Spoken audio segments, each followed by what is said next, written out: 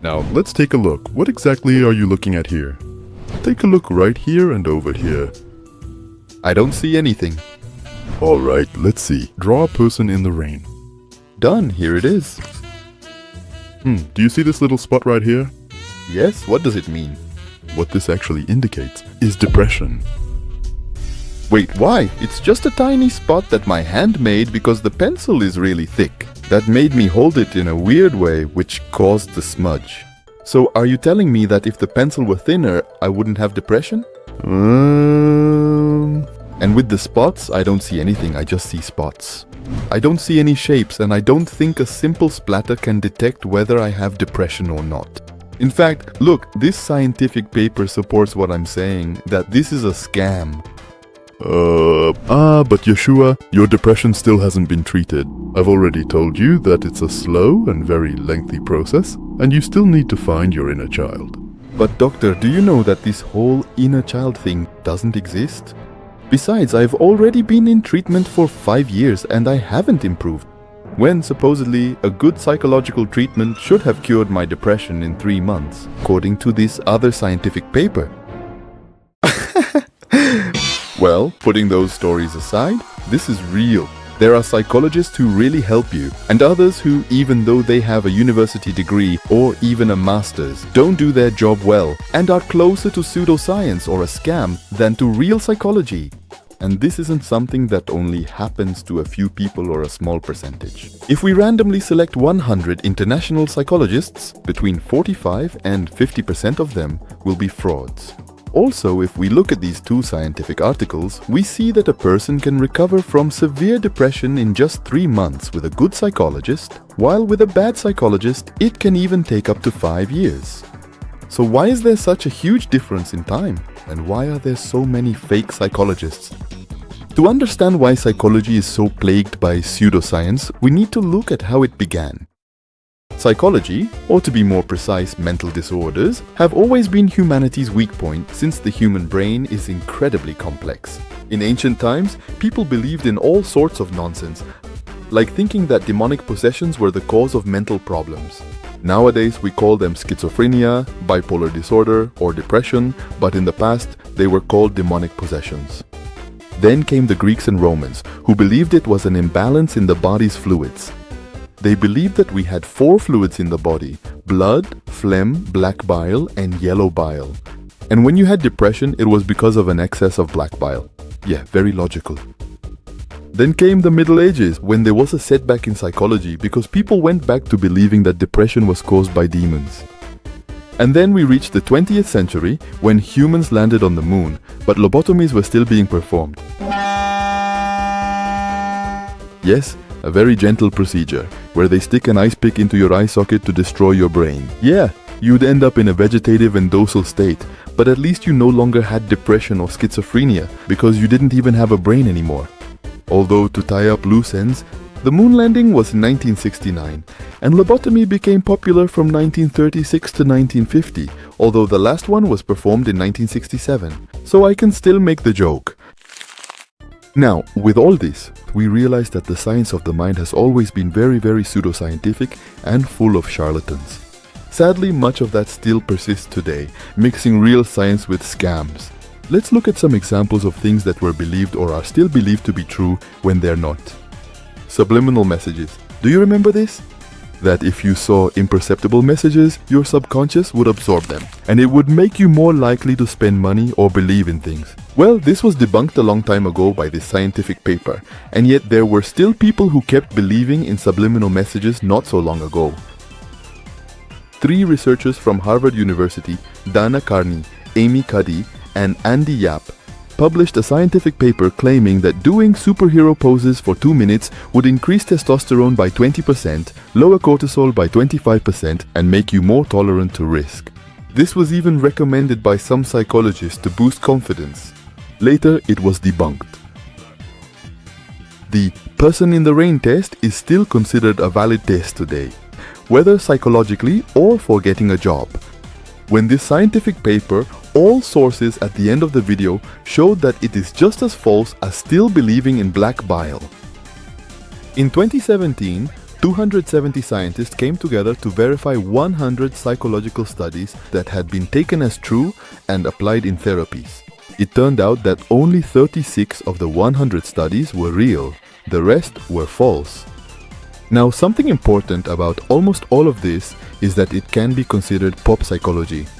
They're the typical videos you see on TikTok or Instagram Reels that tell you if you do this, it's because you have ADHD.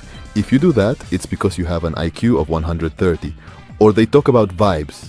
They talk about psychology in such a crude and shallow way that it stops being psychology and turns into pseudoscience. Always be wary of those kinds of videos, as they're the ones that spread the most misinformation.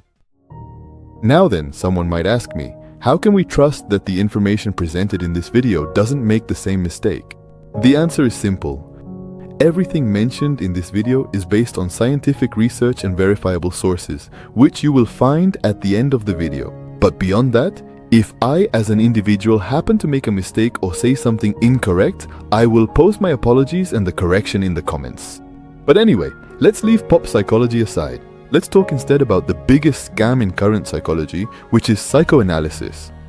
It may sound very impressive, but it's completely false. It's pseudoscience. It's closer to a scam than to something real. Psychoanalysis was created by Sigmund Freud at the beginning of the 20th century, and for its time, it was quite good. People went from believing in bodily fluids or using ice picks in the eye sockets to something a bit calmer, which at least didn't leave you in a vegetative state.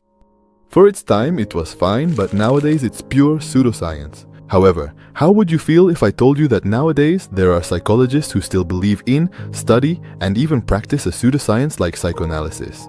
Sadly, this is true. Maybe you'll say, Yeshua, I don't think there are that many psychologists who use the scam of psychoanalysis as a real therapy. Well, it's actually very common. In the United States, 1 out of every 4 psychologists is a psychoanalyst. The worst part is, that's the best country. In Spain and France, 6 out of every 10 psychologists are psychoanalysts. And in South America, it's rare to find someone who isn't a psychoanalyst. In Argentina, out of every 10 psychologists, only 2 are real psychologists. This is just crazy. There are literally psychoanalysts who pretend to be real psychologists, and all they end up doing is scamming you out of your money and wasting your time. To better understand this, let's imagine going to a hospital where there are 10 doctors, but only 2 of them are real doctors. Doctors who prescribe you antibiotics and a treatment to help you get better. Meanwhile, the other 8 individuals pretend to be fully qualified medical doctors. But rather than recommending standard antibiotics for your health, they suggest using specialized magnets as a way to balance out your internal chakras. Well, this is exactly what happens in psychology. It's infested with frauds who call themselves real psychologists when they use psychoanalysis, a therapeutic model that has already been proven false and has no scientific evidence. I'll be showing these 3 papers on screen, along with a book that proves psychoanalysis is a complete scam. Honestly, it's really impressive how there are so many frauds pretending to be psychologists who end up harming people without realizing it, only managing to drain their wallets and make them lose years of their lives. But anyway, on a lighter note, now we know what the scam in psychology is, but what about its counterpart? What is the real science and what is real psychology? Now, to be more precise with science, we shouldn't call it real psychology, but rather evidence-based psychology, or EBP for short. And within it, we have some therapeutic models that separate real psychology from pseudoscience. And what are therapeutic models? They are rules, theories, and things that psychologists use to understand your mind and treat you. But there are many therapeutic models, some more useful than others. Let's look at this table. We can see how neuropsychology or cognitive behavioral therapy are the most effective. And below, we have the therapeutic models that are less effective. So, when you try to find a psychologist, try to stay as high as possible on the table. This will save you money, time, and help you figure out which psychologist is fake and which one is real. This whole thing about therapeutic models can get very confusing. So let's use an analogy to make it easier to understand. Therapeutic models are like the manual that the doctor has to cure any condition you might have. And these are just the names of the manual. And your job is to find the doctor who sticks closest to science, since that will be the one who can give you the best treatment. Now, I'm not sugarcoating or exaggerating anything. If we look at this scientific paper, it shows how cognitive behavioral therapy managed to improve symptoms of severe depression in 3 to 5 months, while psychoanalysis took 2 to 5 years to improve the symptoms of severe depression. Now, what is so special about cognitive behavioral therapy or any of these three? It's that they are certified with EBP. Evidence-based psychology, or in simple terms, approaches that are supported by the scientific method, which makes them more effective and better for any aspect. And they're not just nonsense that might help you, because there's a bit of truth in them, at least when we're talking about systemic therapy, because when it comes to psychoanalysis, even talking to a friend is better, since at least you don't spend money. Now, since we've discovered what the good and bad parts of psychology are, why does this continue to be the case? Why does psychoanalysis or other theoretical frameworks that aren't useful still even exist? First, the nature of psychology. The human mind is very complex and ambiguous. It's not easy to parameterize at all. When you make a mistake in math, you get the wrong result. In chemistry, you create something you didn't intend. And in physics, the ball falls in 6 seconds. When you calculated it would be 7. But in psychology, what happens? There is no punishment for bad psychologists. There's nothing that tells them if they did it right or wrong. The very nature of psychology makes it very difficult to distinguish between fake and genuine psychologists. Careful, it is possible to detect them, but it's not as easy as in other disciplines. And in fact, later I'll give you some questions you can ask your psychologist to see if they're real or fake. Second, professional guild protectionism. In many countries, psychoanalyst psychologists are protected by the Psychologists Association because the people who are there are also psychoanalysts, and admitting that psychoanalysis doesn't work would mean leaving many people without jobs. Let's look at the case of Argentina. In the city of Buenos Aires, known as the capital of psychoanalysis, there are 30,000 psychoanalyst psychologists. We are saying that if Argentina were to apply what was done in Germany or the United Kingdom, which was to stop considering psychoanalysis as a real science, 30,000 people, 90% of psychologists, would lose their jobs. Third, the placebo effect. The simple act of going somewhere and having someone listen to you attentively releases dopamine, which momentarily makes you feel better and believe that the psychoanalyst psychologist worked, but in reality, they did not.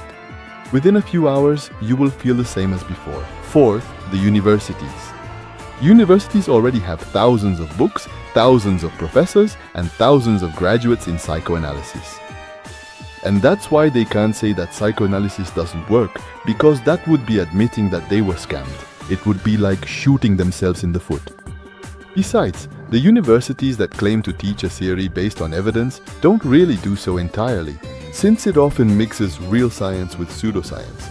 And if this happens in the United States, where they're more advanced on this topic, just imagine what it's like in the rest of the world. Honestly, psychology is riddled with biases, lies, and scams. Even a psychologist working within a science-based theoretical framework could end up spreading or stating pseudoscience, since unfortunately, universities have taught them both science and pseudoscience. To end on a lighter note, I'll give you some questions you can ask any psychologist to find out if they're a fraud or not, because even if they claim to be science-based, sometimes they're not, and just say it to get more money from you. First question, what is your therapeutic model or theoretical framework? If they mention one certified by the EBP, that is, certified according to the scientific method, that's good.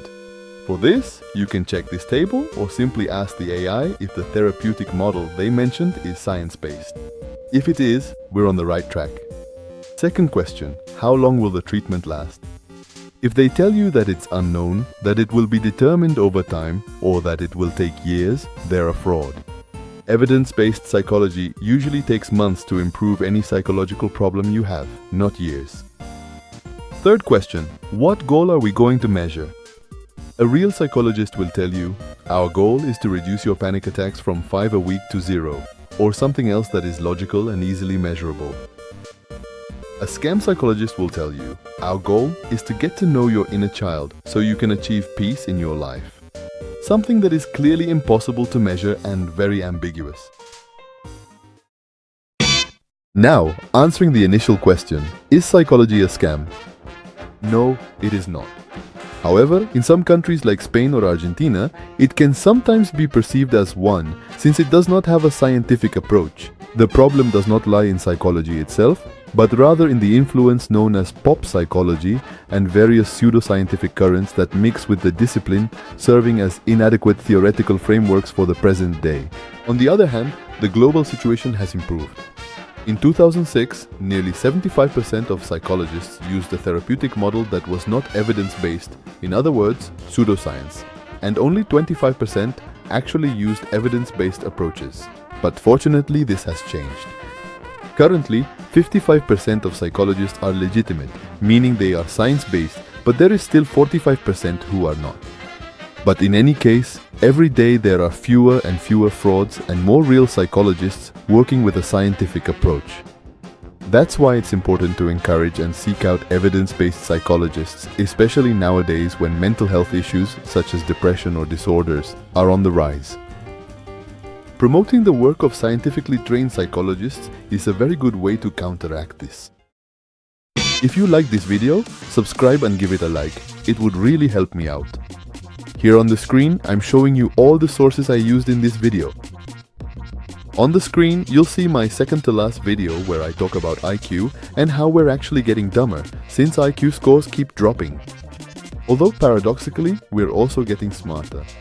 It's very curious. You can watch it here. And seriously, thank you so much for watching the video.